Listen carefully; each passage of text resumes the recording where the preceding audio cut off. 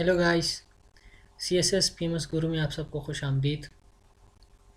ہم جو political movement ہے پاکستان افیئرس کی، جو پاکستان ہسٹری ہے، اس میں 1937 سے لے کے 1947 تک جو بھی پولیٹیکل موومنٹس ہوئی تھی اس کے بارے میں پڑھ رہے ہیں۔ اور آج کا ہمارا ٹاپک ہے وہ اگست آفر 1940 کے بارے میں ہے، اور ہم آج دیکھتے ہیں کہ اگست آفر کیا تھی اور اس کے پھر اثرات کیا پڑے تھے۔ انٹروڈکشن دیکھتے ہیں اس کی بیک گراؤنڈ کو۔ During world war two British needed the support of Indian subjects. World war two کو آپ کو پتہ ہے کہ 1939 کو اسٹارٹ ہوئی تھی اور 1945 کو اینڈ ہوئی تھی، اور اس بیچ 1940 کو برٹش چاہ رہے تھے کہ جو انڈیا کے جتنے بھی اس کے سبجیکٹس ہیں وہ ان کی پھر سپورٹ چاہ رہے تھے، اور اسی سپورٹ کی لیے انہوں نے India vowed of India freedom from British brought Congress and Muslim League into government and mutual cooperation۔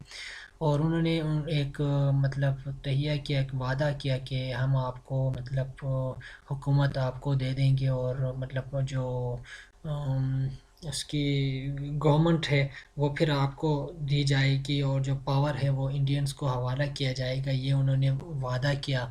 اور اسی وعدے سے، اسی وجہ سے پھر کانگریس اور مسلم لیگ جو تھے وہ گورنمنٹ کے ساتھ ہو گئے، گورنمنٹ سے نیگوسیشن کے لیے تیار ہو گئے۔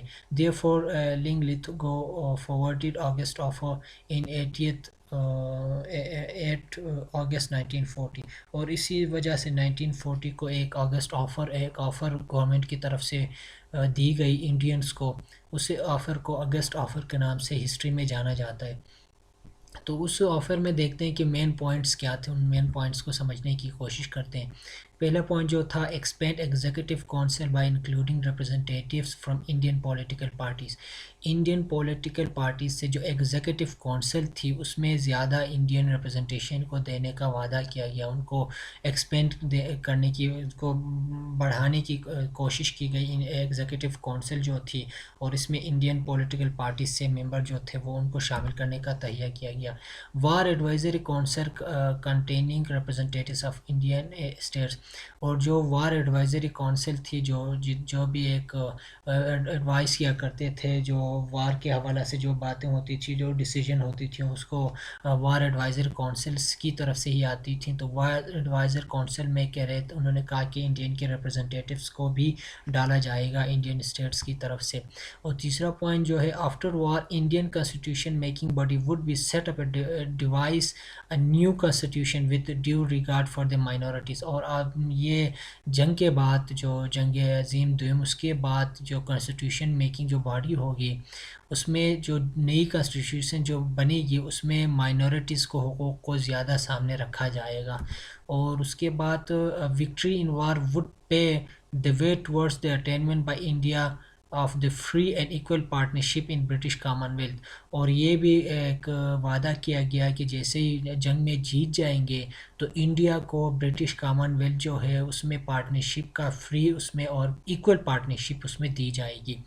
اور لیکن اس کا یہ جو پوائنٹس انہوں نے بتائے، مین پوائنٹس، اس کا پھر مسلم لیگ اور کانگریس نے اس کو ریجیکٹ کیا، اس کی بائیکاٹ کی۔ اور وہ کون سے حالات تھے، وہ کون سے پوائنٹس تھے جس کی وجہ سے دونوں جو مسلم لیگ اور کانگریس تھے انہوں نے اس کو ریجیکٹ کی، وہ دیکھتے ہیں۔ پہلا پوائنٹ جو تھا، August offered showed that British are not ready to transfer the power to the Indian at any cost. مطلب اس میں کسی بھی پوائنٹ میں یہ بات نہیں بتایا گیا کہ جو ٹرانسفر آف پاور ہے وہ انڈین کو دی جائے گی، جو پاور ہے وہ انڈین کو دی جائے گی، وہ کہیں بھی اس کا ذکر نہیں ہوا۔ تو اس سے یہ انہوں نے سمجھ گئے کہ یہ ابھی ان کا کوئی موڈ نہیں ہے یہ پاور جو ہے وہ انڈین کو دینے کا، اس لیے انہوں نے بائیکاٹ کی۔ دوسرا جو تھا، British wanted to win the war first and then power transfer while Indian leaders insisted first transfer of power. اور پھر برٹش مطلب ایک طرح کا دھوکہ کر رہے تھے کہ وہ اس کے بعد سوچیں گے، وار کے بعد سوچیں گے کہ یہ پاور انڈینز کو دینی ہے کہ نہیں دینی ہے۔ لیکن انڈینز جو تھے، یہ دونوں پولیٹیکل پارٹیز جو تھے، وہ کہہ رہے تھے کہ پہلے پاور ہمیں دی جائے اور اس کے بعد پھر ہم جنگ میں آپ کا ساتھ دیں گے۔ اور بھی تھرڈ پوائنٹ جو تھی، مسلم league rejected because it promoted in adequate presentation to the Muslims to the government.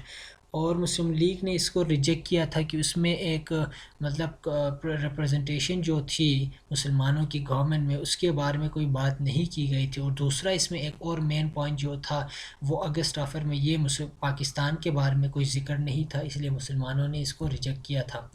اور P M Churchill declared that a responsible delegation would soon send to India suggested recommendation for the constitution.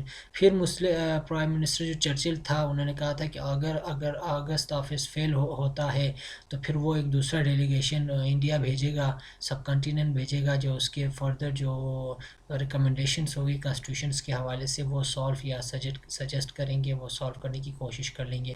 تو guys یہ اگست offer کے بارے میں تھوڑا سا ہمارا ایک چھوٹا سا لیکچر تھا، امید ہے آپ کو اس کی سمجھ آئی ہوگی، اور ہم ملتے ہیں اگلے لیکچر میں، تب تک اپنا خیال رکھیں، اللہ حافظ۔